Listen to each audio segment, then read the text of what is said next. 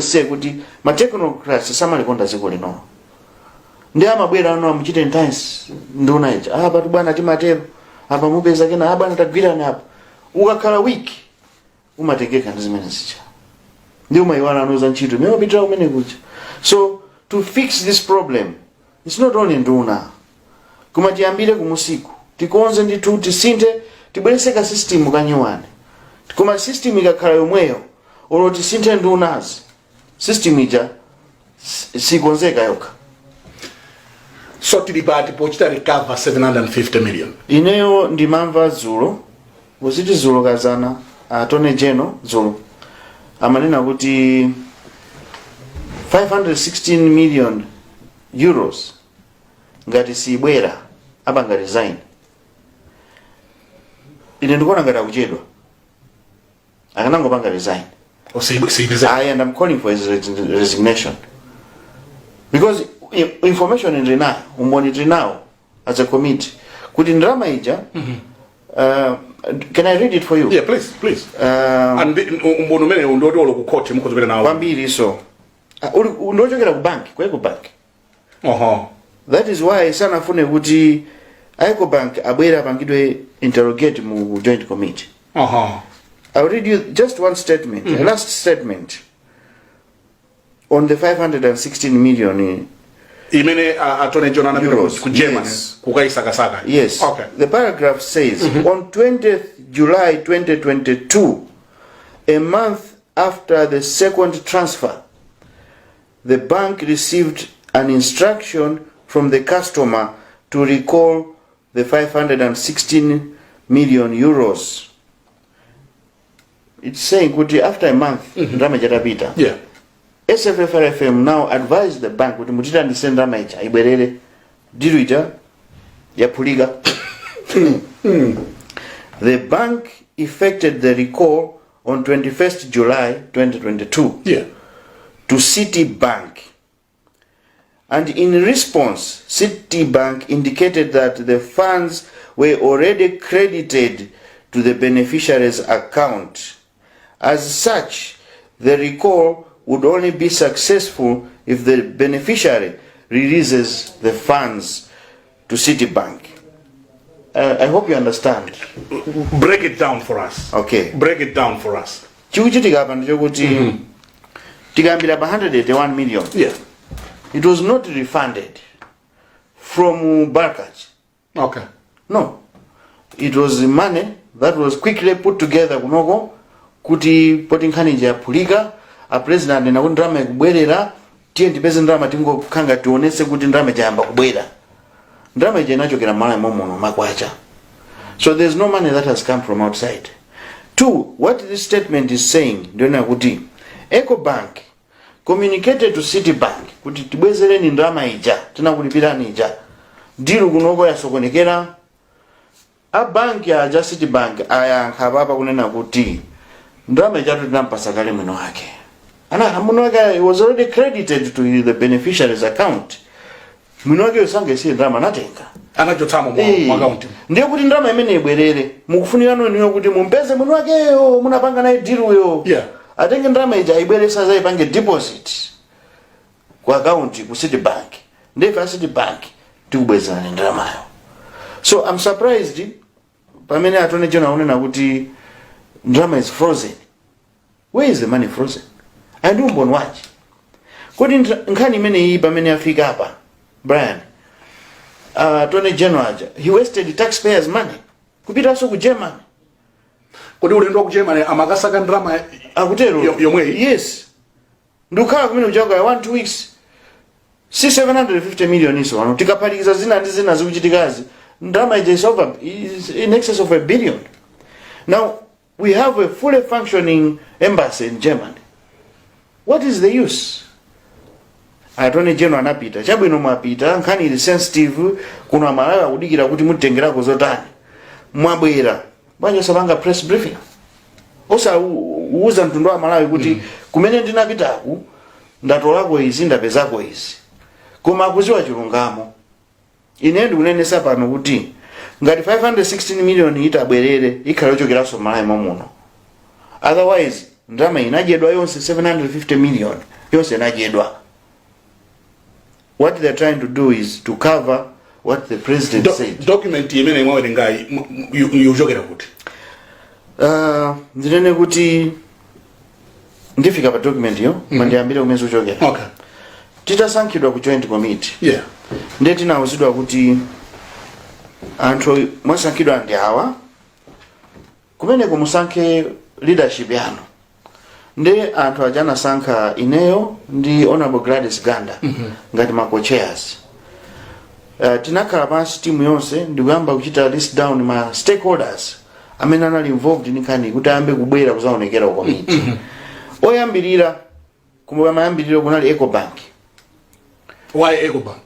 Because ndamene ana responsible for drama. Okay. Ndamene amatumiza drama kunja. Okay. Ndamene so amene kuti drama ija ilandire kamabwera kuti ibwerere kwa Malawi. Okay. Ni ma bankers ISFF RFM. Okay. Amene amakula fertilizer. Okay. Titaitana choyambirira toka tinamba kangana. Chifukwa anzathu akuboma kwa nani na kuti awakubwera awa asakhale on camera. Tisachite expose their bank. Then I was like, my stakeholders onse will face the same scenario imene akumana nayo. We not yense kuno kungati they were doing it on camera. Besides, we now have our own TV parliament. It has to be there. Yeah. Ndeti nakangana pezeka kuti finally atabwera Ecobank. Ngati mja simulali bwino. Simulali bwino. Ma stakeholders amene anabwezedwa including Ecobank, ACB, Reserve Bank Governor, Secretary to the President, and Tosewa anabwezedwa. Now if you makano daba kuti muntu wabwera. I'll give you an example ya Ecobank. Yeah. Anabwera kuti alowe meeting. Mene muja munango bwera anzathu ambali wa boma. Chipiri kiti ine nafuna menyedwa. Oh. Yes. Honorable Rafu Juma anafuna menyedwa. Honorable Nedi Poya IUDF anafuna umenyedwa. Zonse zimachitika mmene muja kungofuna kuti kungosokoneza. Tikakhala mu committee muja tikangona kuti munthu wakuti wafika lero timaziwa kuti lero kuli chipiri kiti. Amayambitsa ndi ndani chipiri kiti? Chipiri kiti chimabwera ndi Honorable Ken Zikhalemo. Oh. Amati akangobwera uyu salowa uyu. Mpaka na ineyo ndinachita kudzipanga excuse pa ukocheya. Because naona kuti ndikakakaminapo progress ya committee sikhalapo. Because amanichita accuse kwambiri naye kuti ndachosesa ntchito alowe ndifuna ndigwetse boma la achakwera. Then ndazichitapo excuse kuti chapo ndingokhala member chabe panabwera Honorable Dausi. Target nali ineyo kanga kuti ndimangonena za muto. Ndatazazindikira kuti Ecobank yabwerayi ichipweteka. Chifukwa yabwera ndi information according to mene zinakhalira. Zijamalankhula zana president janzonama. Tikatengera presentation ya Ecobank. Anaonesesa kuti Ecobank yatisakumane nayo. Munayambika chipolowe pakana anabwezedwa Ecobank. Mwamwayi Ecobank ajatabwera anatapanga kale circulate. Okay. Ma presentation now. Okay. Nditi nangodabwa kuti anzathu wafika kutola zonse zija utawa nazo. Of course zinachitika. And I managed to hide one copy, to keep one copy as a co-chair. Anabwera kuti andilande copy now zati asimungandilande. Yoka simwelanda. That's what I have. Ndimene mabwera nayo. Ndikuwerengerani. So even Reserve Bank Governor atabwera anazowa kuti akalowa uyu afusidwa mafunso awa tululaizi anapanga block. Tinakhala memu jakula kuti pange bwanji munthu akudikira apa 3 hours panjapa. Anandutuma ngati committee. I had no choice. Ananduza kuti mukauzo kuti tizaita naso. I went and reported to the Reserve Bank Governor kuti muli chipwiri kiti nkatemu tizakumana nanu nthawi ina. Chimodzimodzi atabwera ACB. Chimodzimodzi atabwera Colin Zamba SPC. Chimodzimodzi atabwera former SPC ya Chikosi. Osaja anathamangitsidwa. So we knew from day one kuti this joint committee will not achieve the intended goals because kunali maspanners ambiri amene amafuna chithu muganiza kuti maspanners amachokera kuti nanga amene amaletsa amangochita zinthu mwaokha. I believe kuti samachita zinthu mwaokha matiti katha meeting aja timamva kuti anzathu akumana kumalo omata pakuli anzathu ena matuzaso kumene ucha komatako akumana ukamagwirizana chakuti iwetu mama akuchotsa ndinafuna chosedwa atu inali bato kuti ndichosedwe mene machoka pa committee chair akafuna kuti ndichosedweretu mu committee mo ndisakhalemo ndiye kunatengerano anthu ena kulimba mtima ngati onabo Ned Poya onabo Raf Juma onabo Chambo kuima mmene mujankunena kuti uyu sachoka muno ndi pamene amafuna anthu acha kuti amenyedwe mmene mucha ndi mayimbi anzathu koma ifeso tinayima pa chilungamo na kuti tiyeni chinthu chichiyende tichimalize tipange report yoti Malawi kunjako athe kuiona koma chimene chimatisangasa inacho kuti tinaziwa ife kuti committee iyi sifika kumapeto chifukwa tinayamba kumva ngati kocheya wanga pena ndinomoneze kuti asenda ndatufoni kuntundako akuti iweyo ndikumake kwambiri usamalankhulira nkhule asenda ndatufoni kuchokera ku anduna ku finance kuti awawati pangena uma kuti so ndinaziwa kuti maiganda yes ndinaziwa kuti committee sifika kumapeto kutulusa report kuno bwino so to cut the story short palibe report imene munatulutsa sinatuluse report chifukwa chokuti singatuluse report opanda ma stakeholder ofunikira ngati amene wawa kuti pasa information tipanga bwanji report Brian abanki sanatuzo ndalama inaenda bwanji tipanga bwanji report Brian pamene alize bank governor timafuna tiafuze kuti kodi forex inapita tibeza bwanji and how did Reserve Bank approve 750 million dollars without proper checks and balances and even due diligence kuona kuti kodi ndalama yopita kuti ndalama ya Malawi. So those are the questions that we needed. Example ina muona so kuti even ukanina tuka chimanga icha ndina anena kuti kwabedwa chimanga 18 trucks atabwera wachimanga uja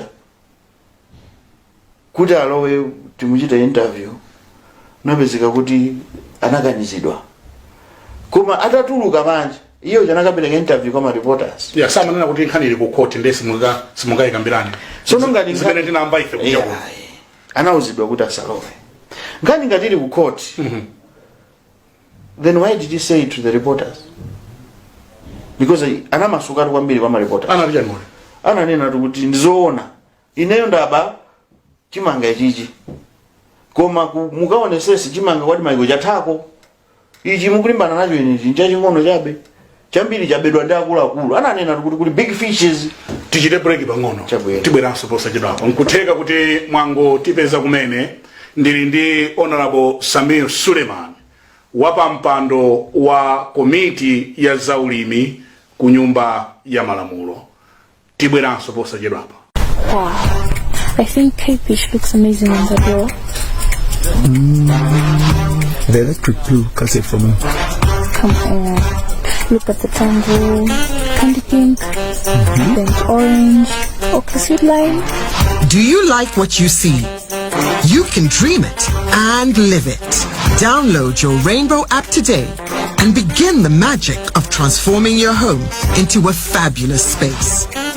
Rainbow Paints. Peace of mind. Part of the deal.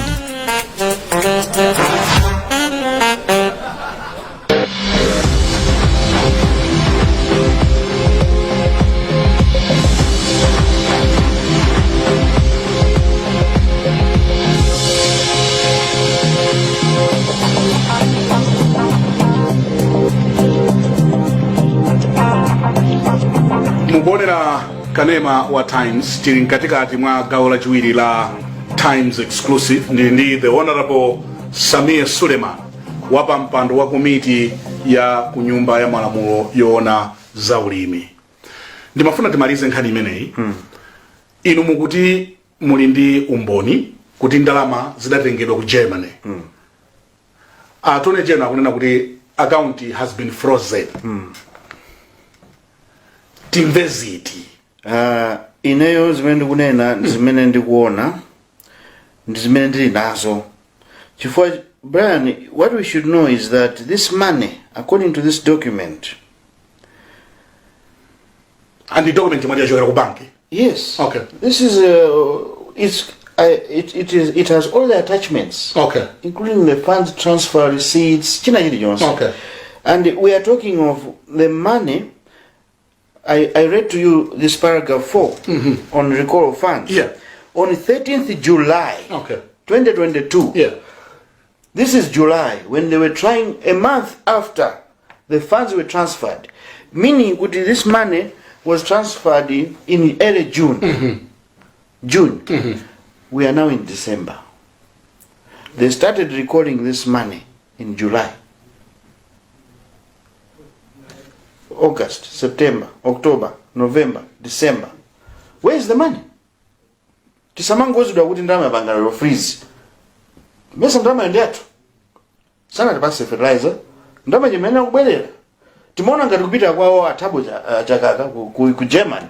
Au kapanga finalize kuti ndama jibelere. Ablagaga osaku yanka mafoni chani. Ayanka banji mafoni. This was a setup. This was a deal. This was a deal. You can see kuti quotation imendi nayo mumu was from Barakat. Barakat. But the money was being paid to Bova. And another money to a different company. So it's got question marks all over. Ndiye umboni umene muli nawo. Bwanjo sabira nawo ku SCB. Bwanjo sabira nawo ku polisi. I'm talking to SCB. Okay. On the same. Okay. And it's ongoing. But I've been talking to them. Information mina kufuna yote apasa yonse. Ndipo ina atambakale wapasa. Kuti tuone kuti wazitengera pati. So tunafuna timalize mukuona kuti sitita ntunda nihani ndalama sizibwera. Mukuona kwa ine tisamana mizani. Amalawi tili pano si Amalawi amene nalipo 20 years ago. Tinachanjera. Nkhani iyo amba kuna kufufuza kwa yambira kukhale kuti 181 million inachokera kuti. Kodi inachokera ku Barakat. Ngati inachokera Malawi momuno. Anthu amangidwe. Weno ndikuba ndama ya Malawi. 516 million euros. Ikuoneseratu poera kuti kulibe kuti ngabwezedwe. Adakachita withdraw. According to the documents, yes. Inatengedwa ndama ichi. Ngati akuti ndama ibwerera, mwinaso ibwera mwachinyengo imene inabwerera 181.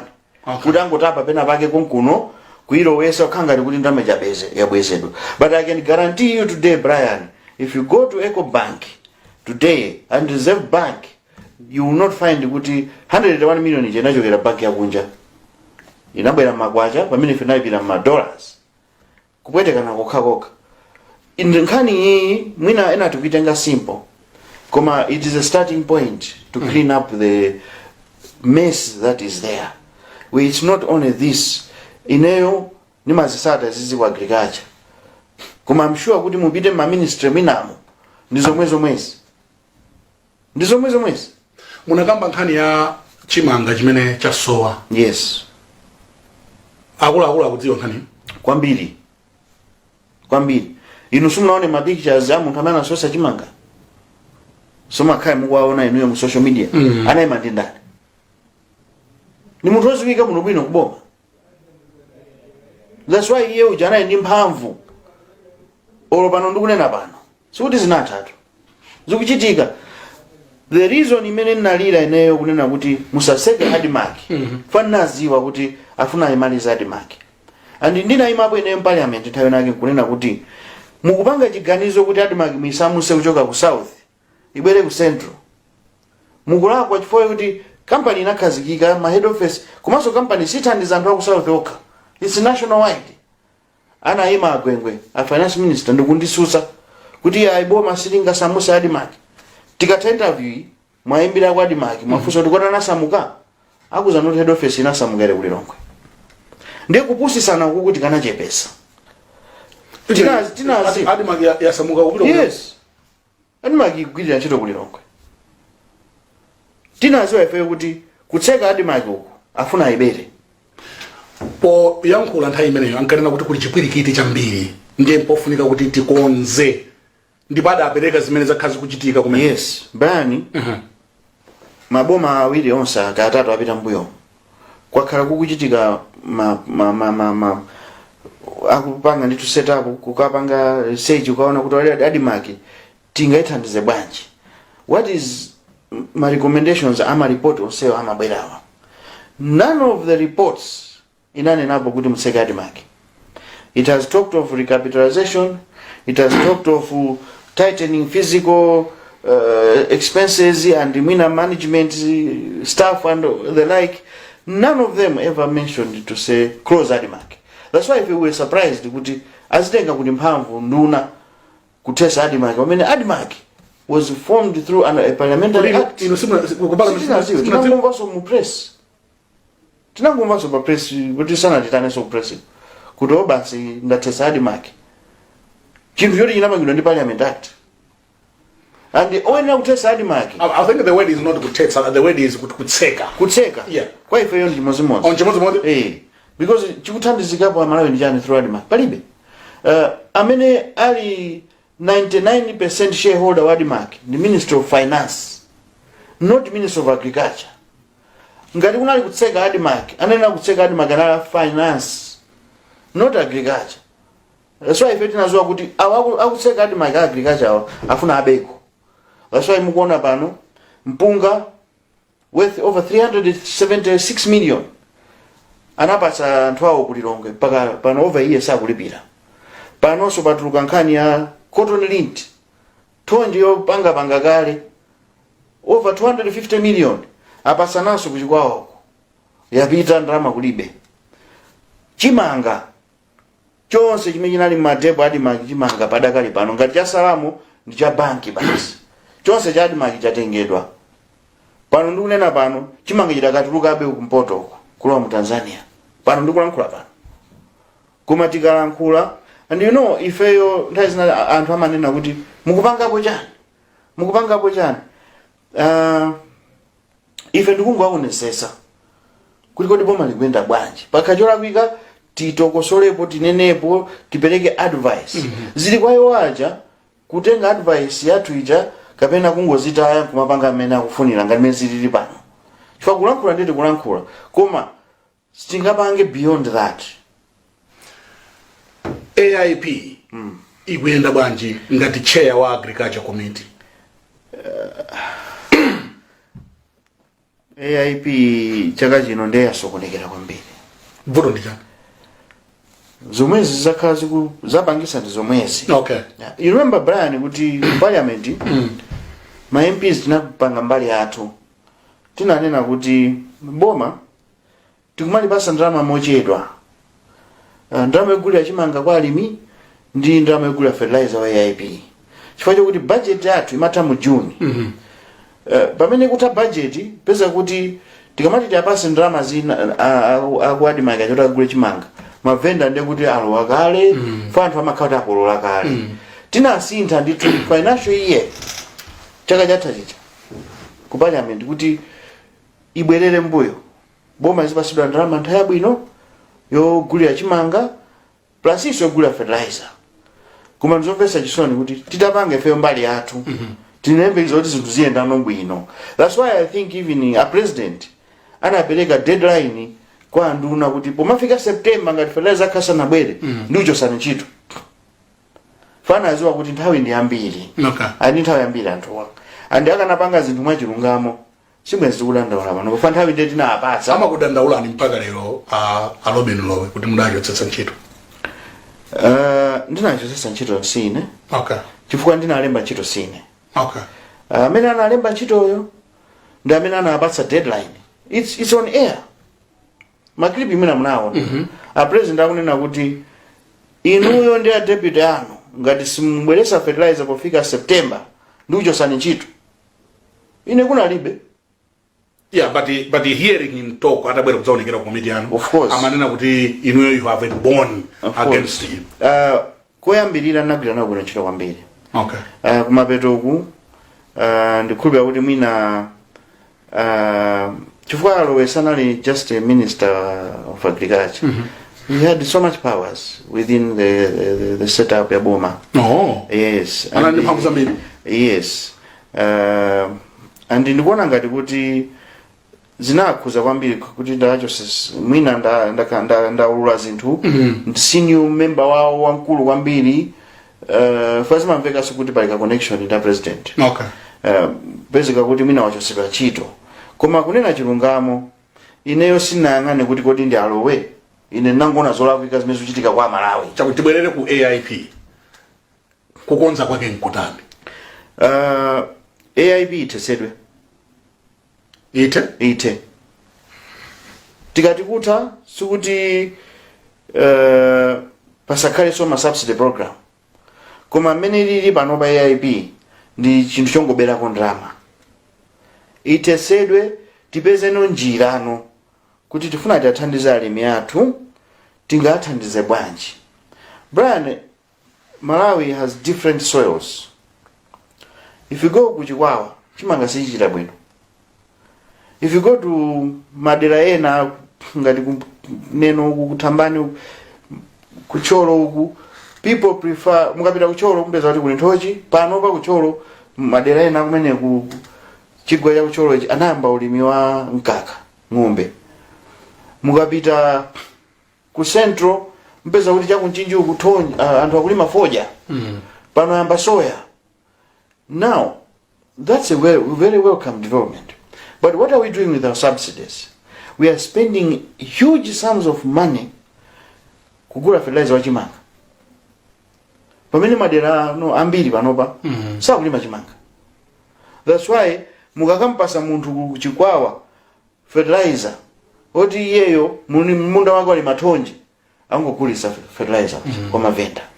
So we need to differentiate. We need we have now finally we have a soil map for our country which tells us kuti Lower Shire suitable crops for this area are these.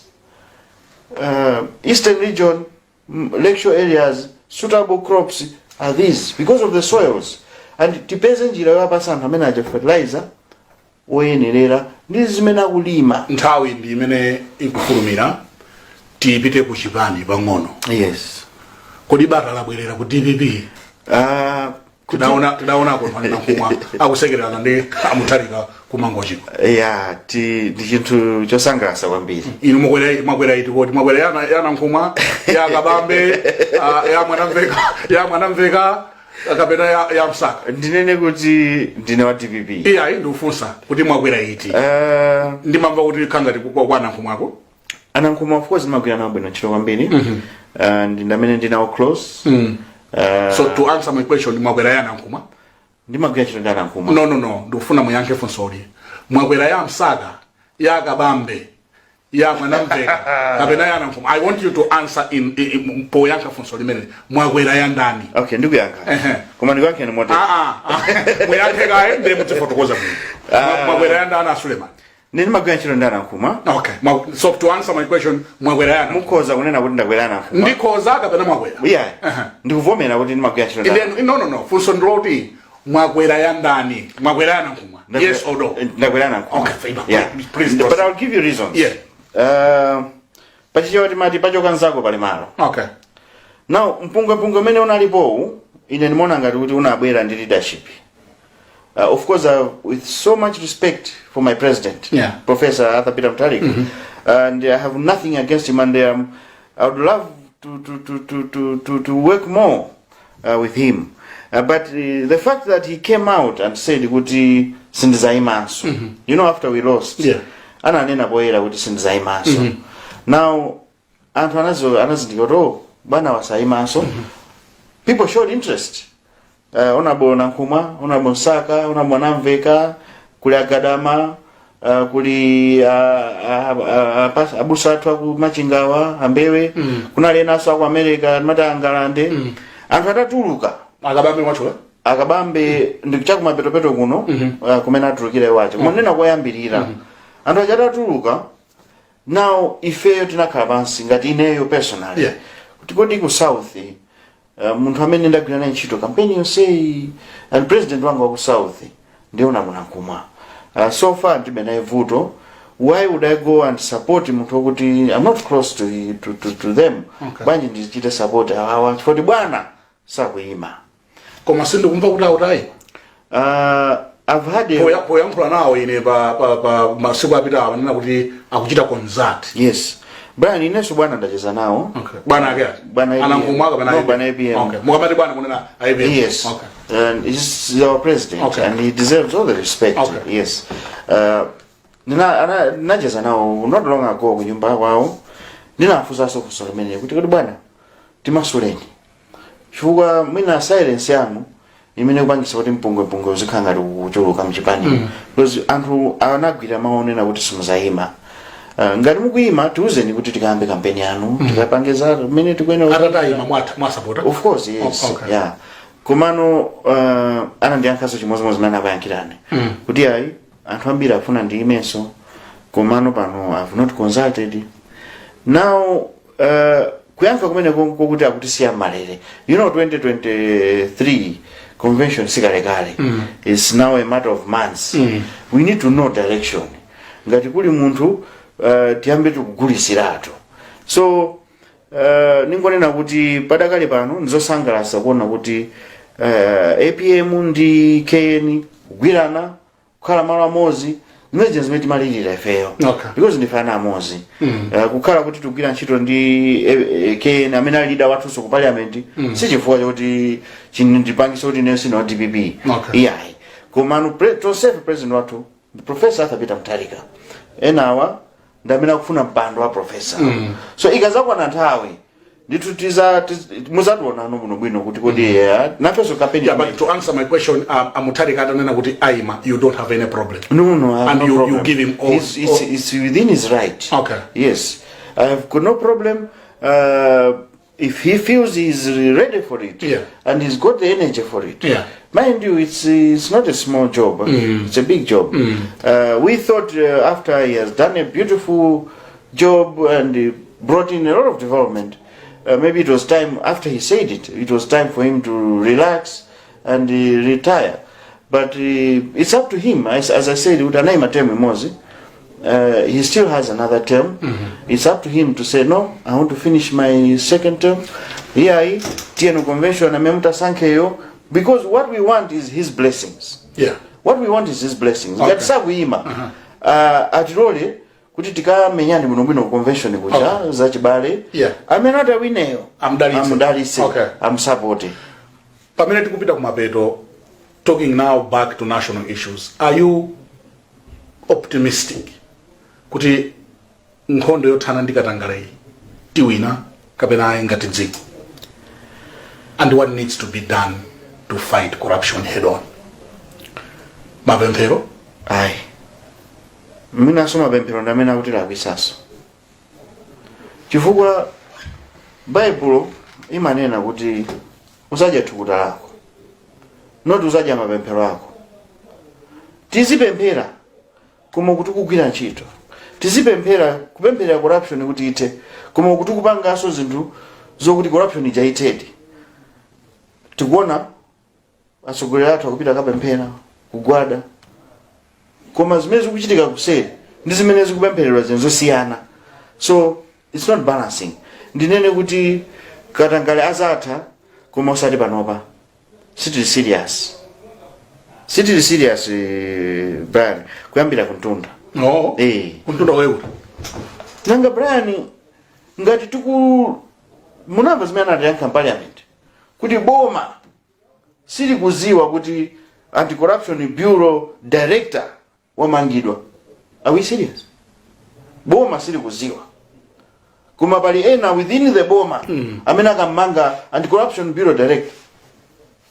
So anti-corruption bureau director, national director, and menali Chizuma, apart from being a national director, nkani za Chizuma from this way nkani ya sata mazo kuti nkani ya sata na tusandile in parliament. I even took out a clip, my Bentley, it was me. Kuma until today, palipo mangidwa hapo. trillions of money went. So we are not serious. Ngati tukukamanga anti-corruption bureau director 4 am munthu amene akwena kuthesa katangale tukamanga 4 am katangale ngati kumangidwa koso kwa katangaleso kumangidwa kwa katangale mukamangayo otathese katangale mpaka na pano tangomva kuti ayimisidwa ntchito wayimisidwa ntchito munthu mmodzi. City serious and ndinene pano kuti even the donors are not happy. They're not happy. Angotithandizira kuti konda fayo aja I think anazindikirano pano kuti tikhoza kuchita punish anthu ambiri kuzera kwa munthu mmodzi umwe tiziyathandiza mwatokha. That's what is happening now. Boma limene lili serious pothana ndi katangale limatani? Lead by example. Okay. Lead by example. Tikumva pano kuti nduna zakuti kwabwera magalimoto kunoko ongopasidwa umbono ulipo kuti traffic ukombono unatuluka kuli umbono kuti uyu anapanga haya ndege uyu kupangira awa kuli umbono kuti ma contract akwame awa anapasidwa mongo pasidwa chinthu cha 500 kwacha chimachajidwa 50,000 kwacha umbono ulipo to Brian. But you have to lead by example. Because if you are the leader and you entertain into as many as is, it means you are also painted the same. Birds of the same feathers flock together. You have to differentiate. Kuti never mind Africa pano, ndugimirano Malawi nali. So it goes down to leadership. Of course. Yes. Kuti pakufunika strong leadership. Or in the fight against corruption. Yes. Posida babatuka nkhani ya ku gaming board. Mwamvapo kena kali konse. Ya 3 minutes. Iyi tukunena ya wadi magi ya chimanga ya 3 minutes.